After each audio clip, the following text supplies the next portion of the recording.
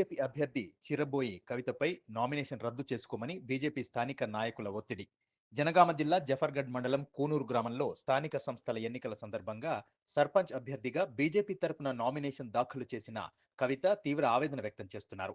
తన దగ్గర డబ్బులు లేవన్న కారణంతో డబ్బులు పెట్టే వ్యక్తిని పార్టీలోకి తీసుకుని అతన్ని సర్పంచ్ అభ్యర్థిగా నిలబెడతామని గ్రామంలోని కొంతమంది బీజేపీ నాయకులు తనపై ఒత్తిడి తీసుకొస్తున్నట్లు ఆమె ఆరోపించారు.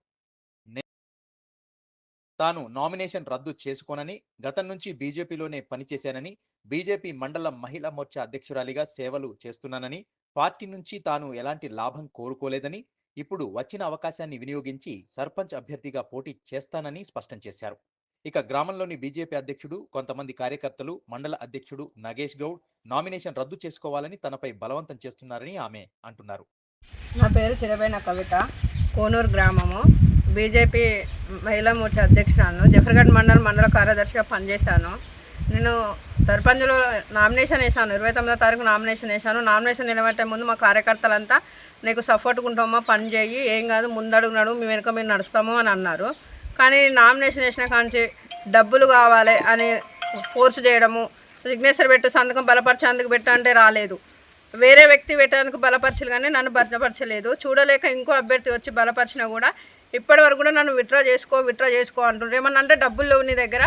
వేరే అదర్ కాంగ్రెస్ నుంచి ఒక నాయకుడు వస్తే తనకు సపోర్ట్ చేసి ఆయన ఇండిపెండెంట్గా వేసి వచ్చిన ఆయనకు మా పార్టీ నుంచి టికెట్ ఇస్తాము, నీకు ఇవ్వము, నీ దగ్గర డబ్బులు లేవు, ఆయన దగ్గర డబ్బులు ఉన్నాయి, నువ్వు కూడా రా ఆయన దాంట్లోకంటే నేను రాను, నా టికెట్ నాకు కావాలి అంటే ఈ రోజున నాకు కార్యకర్తలు ఎవరు సపోర్ట్ చేస్తలేరు.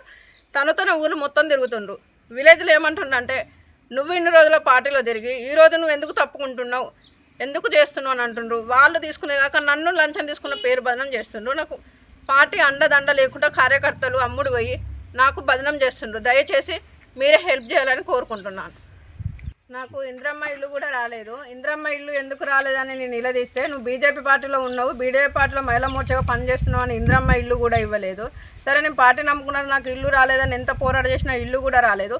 పార్టీని నమ్ముకొని నేను ఇన్ని పార్టీలకు, మీటింగ్లకు అన్నిటికీ అటెండ్ అయితే ఈ రోజున పార్టీ కూడా నన్ను ఇలా వేసినట్టు చేసింది.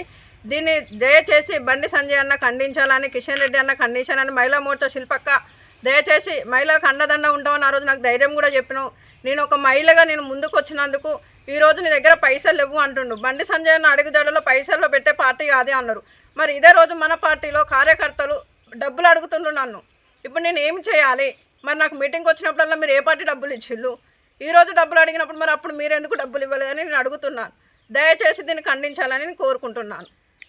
ఇప్పుడు నాకు మాత్రం ఇంత అన్యాయం జరిగిన వాళ్ళని కఠినంగా శిక్షించాలని చెప్తున్నాను. ఇంకా నన్నే బెదిరిస్తుండ్రు. ఏమనంటే నిన్ను పార్టీ నుంచి సస్పెండ్ చేస్తాం, నేను ఏం తప్పు చేశానని నన్ను పార్టీ నుంచి సస్పెండ్ చేస్తారు.